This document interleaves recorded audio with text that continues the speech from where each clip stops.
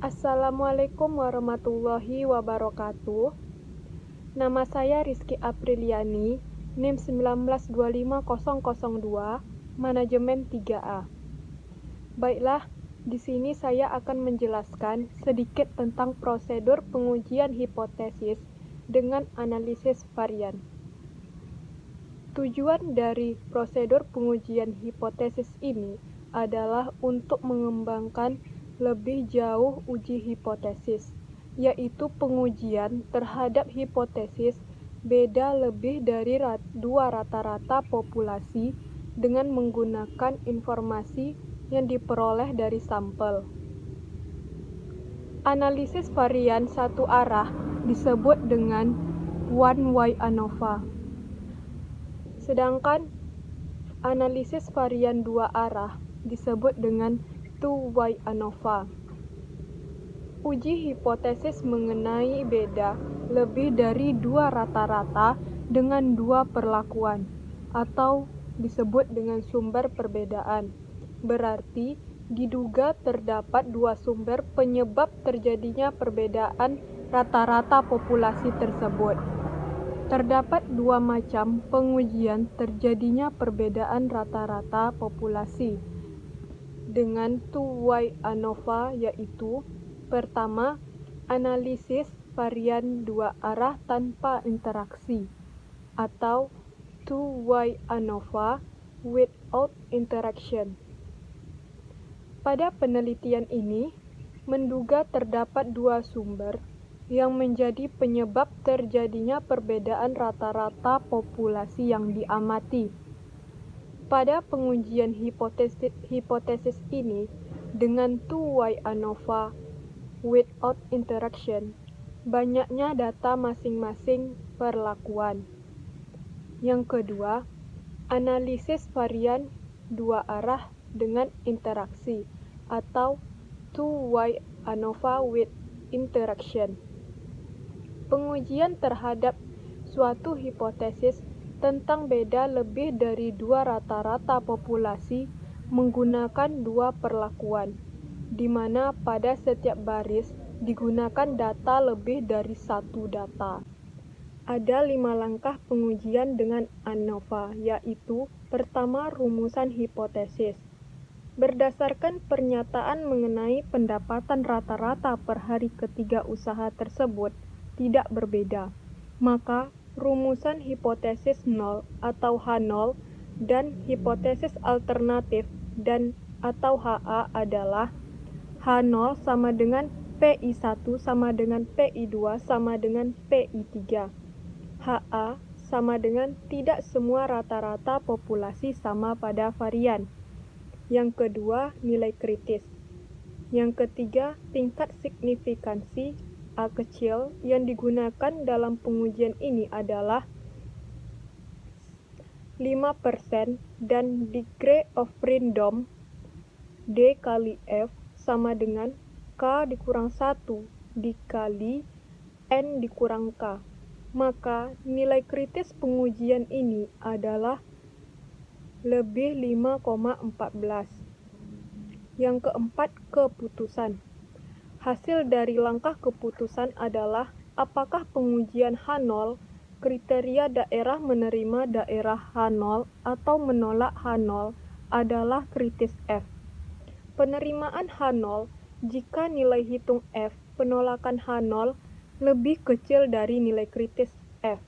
Maka sebaliknya, jika nilai F lebih besar daripada nilai H0. 5. Kesimpulan. Pada langkah pengambilan keputusan diterima H0, sehingga kesimpulannya adalah sesuai dengan formulasi yang terdapat pada H0. Artinya, semua rata-rata populasi tidak berbeda secara statistik. Pada pengujian ini, menghasilkan kesimpulan membenarkan secara statistik pernyataan bahwa pendapat rata-rata per hari usaha industri tidak berbeda. Contoh soal dari prosedur pengujian hipotesis dengan analisis varian. Di sini ada risiko usaha dan jenis industri. Risiko usahanya ada rendah, sedang, dan tinggi. sedangkan jenis industrinya ada otomotif, manufaktur, dan jasa. Otomotif 10 rendah, 15 sedang, 20 tinggi. Sedangkan manufaktur 20 rendah, 15 sedang, dan 20 tinggi. Jasa 15 rendah, 25 sedang, 10 tinggi. Analisisnya, yang pertama rumusan hipotesis. H0 sama dengan PI1 sama dengan PI2 sama dengan PI3. HA, tidak semua rata-rata populasi sama dengan varian. Yang kedua, nilai kritis. Yang ketiga, tingkat signifikansi A kecil yang digunakan dalam pengujian ini adalah 5%. Yang keempat, F sama dengan K dikurang 1 dikali N dikurang K. Nilai kritis 5,14% sama dengan 5% dibagi 2 tekanan 6 ke bawah. Nilai K menunjukkan banyaknya kolom dan N sama dengan N1 ditambah N2 ditambah N3 sama dengan 3 ditambah 3 ditambah 3 sama dengan 9. Sehingga K kurang 1 sama dengan 3 dikurang 1 sama dengan 2. Dan N dikurang K sama dengan 9 dikurang 3 sama dengan 6. Selanjutnya nilai hitung. Nilai F hitung dapat ditentukan dengan rumus resiko usaha dan jenis usaha. Di sini ada rendah, sedang, dan tinggi. Otomotif, manufaktur, dan jasa. NI dari otomotif sama dengan 3, T2 sama dengan 45. NI dari manufaktur sama dengan 3, T2 sama dengan 55. NI dari jasa sama dengan 3, T3 sama dengan 50. Rumusnya, F sama dengan MSB per MSW. SSB sama dengan sigma TI pangkat 2 per NI dikurang T pangkat 2 per N. Sama dengan 45 pangkat 2 per 3 ditambah 55 pangkat 2 per 3 ditambah 50 pangkat 2 per 3 dikurang dalam kurung 150 per 9 pangkat 2 sama dengan 675 ditambah 1008 ditambah 833 dikurang 2500 sama dengan 2516 dikurang 2500 sama dengan 16 atau disebut dengan SSB.